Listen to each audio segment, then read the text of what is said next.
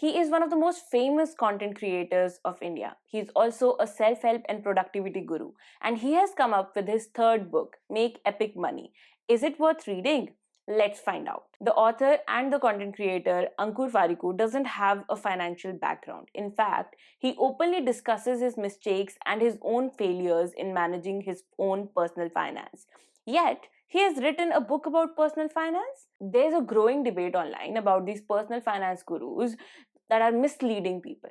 Shouldn't only a finance professional talk about saving and investing money? I personally disagree. I think it's another way the elite people have found out to bring down the influencers and to keep the knowledge within themselves. They cannot be them, so they actively work to kill their credibility and to stop all the creators and influencers from impacting people's life and helping them move out of poverty or move out of their middle class life. Also, for myself, I would rather learn from a person who has made mistakes, learn from them, and who's teaching me from experience rather than some person who has, the educational background, but their knowledge is limited to just the outdated educational books. So personally, I'm all up and very excited for taking Ankur Warikoo's advice and the advice of other content creators and influencers who are teaching people honestly. Anyway, so how was the book? What are Indian booktubers' takeaways from this book? Let's discuss the book first, its reading experience. Now, Ankur knows his audience really well. Basically, all of us, the social media addicts with very tiny attention spans, Ankur Warikoo know them very well. He knows that we want all the information fast and served in a very short and sweet manner. So, he has used his knowledge very well. The book is really just bullet points for each topic. Seedhe baat, no bakwas. I liked it actually, but I also wonder if it would be more valuable if he had explained the concepts a bit more. See, I know most of these concepts already: mutual funds, ALSS, budgeting rules, and all of that stuff. For me, most of it was just like pure revision of these topics, and I loved it. But I wonder if a beginner picks it up, wouldn't they be just like a little confused? What if you are hearing about mutual funds for the first time and you have no idea what they are, or SIPs? It's hard for me to just like imagine that anyone in this time would be like that, but what if? I mean, I myself didn't know about all of this until a few years ago. I'm sure most of the college students or teenagers that are watching this video might still be oblivious to all of this financial stuff. So, I wish this book had more background and explanation for those people. But again, I may be wrong. Maybe you never heard about mutual funds before and suddenly read about it in this book and it made total sense to you. That could also be possible. I'm not a great judge of that because of me already knowing this stuff. Another point could be that this book was written for Ankur Warikoo's existing audience of millions of people, but in that case, I'm questioning if this book had actual value for those people. Was it just another way to monetize his audience without giving them any additional value? For me personally, it was a great refresh. I liked reading it, concept made sense, and I did learn something new as well. Language wise, the book is very easy to read, ideal for beginners. In fact, I have read quite a few personal finance books, and in terms of Indian personal finance books, I'll put it second on my list of top favorites. What's the first? Check the pinned comments for the answer. Anyway, that's my general opinion of the book in terms of how easy it was to read and whether it was good for beginners or not. Now, let's discuss more about the subject of the book.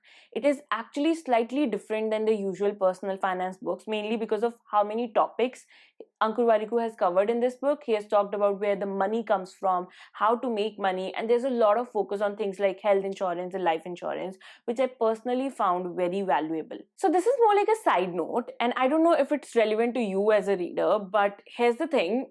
Ankur starts his book talking about how he does not have like professional or educational knowledge about finance, but he does attempt to build his credibility and why he is writing this book. And in that, he talks about his financial struggles. At one point, he says at 39, he had no money in the bank, no assets, just paper wealth that didn't amount to anything. Keyword being that didn't amount to anything. Well, I doubt that was the case. I once met this like famous motivational speaker coming back from US, and all of his talk started with this line: I landed in US with just $100 in my pocket, and I built myself up from there. Okay, That was a total lie. Me as a teenager, I so believed this guy, okay? But a total lie, which is so common when it comes to motivational gurus and stuff like that.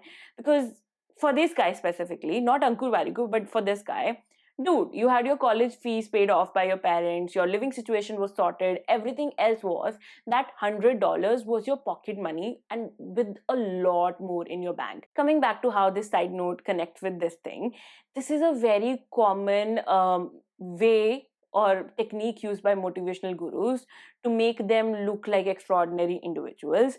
They just do not tell you the real story, because it doesn't fit their rags to riches story they are trying to portray, or the kind of image they are trying to portray for you to be absolutely smitten with their success story. I learned this hard truth quite early, and as a teenager, I sort of like did not see that coming. So I was like hurt for a while, and that's why when Ankur Warikoo says that like he really had no money in the bank, and you know he talks about how this paper wealth that he did have, which was a lot, must have been a lot, amounted to nothing. I just cannot believe that, and I would not believe that. Maybe not in his bank account, but the other one, his wife's, his demat, somewhere he must have had crores of rupees lying or invested, which normal middle class people like me and you, the viewer, may not have. The garibi of a rich person is very different from the garibi of a poor or middle class person. Ours is real, just saying, and when a very young mind reads this kind of story and like looks up to this kind of person, I'm a bit skeptical, because they are like, these young people are going to go through a major heartbreak when they'll learn about the truth, and someday somehow it will hit them like this person, this rags to riches story, like it's not true. So basically, point is, I hate such claims because they create unreasonable expectations we have from ourselves and set us up for failure. Anyway, this side note aside, I think Ankur does speak of some very relevant things, like how we are just taught to earn money and nobody teaches us how to keep it, save it, grow it, and it's a major problem for middle class people, keeping them in the middle class trap forever. The book actually begins from the basics, how the concept of money was invented and why it's even important. I love how he speaks of the true purpose of money. It's to buy you freedom so you can live your life the way you want to live. From this, he goes on to explain why you need to earn money and how to earn that money. This is where he speaks of how salary locks you in. You're trading your time for money, and over time, this salary isn't going to be enough. Unlike what our parents and society teach us, Ankur emphasizes the importance of multiple income streams so you can get out of that salary trap. Now, as an avid reader who has read quite a few personal finance books, I have to say that there's nothing new in this book, so do not go into this book expecting that. The basics of personal finance actually really stay the same, but it's the delivery of the message that can make a big difference. Ankur has definitely delivered this message and every message that he has spoken of in this book quite well. Anyway, Ankur has also suggested ways to build those multiple income streams. You've got your salary, but he has also quickly discussed freelancing, content creation, online courses, stocks, real estate, and royalties, and what active and passive looks like for these things. I also love how he has a whole chapter on spending. All personal finance books speak of saving, but hey, the thing we do the most with the money is spending it. It's really worth a discussion to see how to spend money, no? I love what Anku says about it. It's not about spending less, it's about spending right. In this book, there's also the discussion about buying versus renting a house. We need so much more emotional support to tell us it's okay if we are choosing to rent. I personally rent, and honestly, it's hard to handle all of those unsolicited comments and pitiful dialogues people throw at you because you don't own a house. Let's say it loud. We don't need to own a house. Sometimes it's stupid, especially if you are in your 20s and early 30s. For real. And that's what Ankur also says. There's also this discussion about debt, clearing the debt, and how to do it in a tension free and fast manner, and also about emergency fund, and so much more. The point that I loved about saving and thought was missing in my life was saving for a reason. I did save a ton of money at an unbelievable pace for myself when I was planning to move to Canada. I needed that money to show as proof of funds, but my savings since then haven't met that magical pace that I had achieved back then. You know what I took away was that I'm not now saving for anything time bound or specific, so that discipline doesn't come.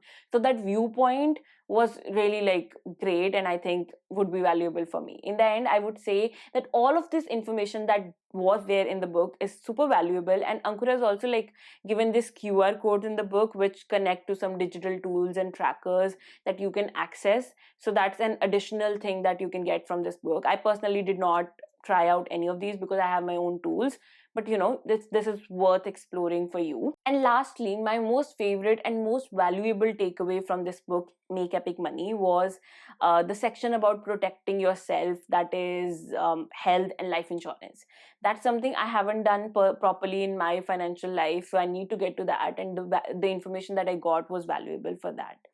I love how Ankur has explained all of the concepts related to like insurance, health insurance coverage and stuff, what to look for, and how to find these plans. So I got all of that information right here in the book. So I feel like that gave me a good start to start looking for actually a policy that I can buy. Anyway, another thing that I loved was in the investing section, he's talked a lot about gold. We Indians love gold, so we definitely need to have a section about how we can invest in gold and stuff like that, which was there in this book, which I really liked. Overall, this book, Make Epic Money by Ankur Warikoo, is a complete personal finance book without the fluff and lengthy explanations. It tells you of the most important things, and I think the expectation is that you will find a way to learn the rest of it. You are watching a video on internet and probably picked up the book because you have access to internet. So yeah, so all in all, I found this book very engaging and do think it's one of the best personal finance books I have read from an Indian author. So I loved it, and I would recommend that if you are a beginner looking to pick up a personal finance book in India, pick this up. Let me know if you have already read this book. If you have, in the comments down below, just tell me if you liked it or not. And thank you so much for watching this video. This is Manpreet signing off. I'll be back with another video very soon.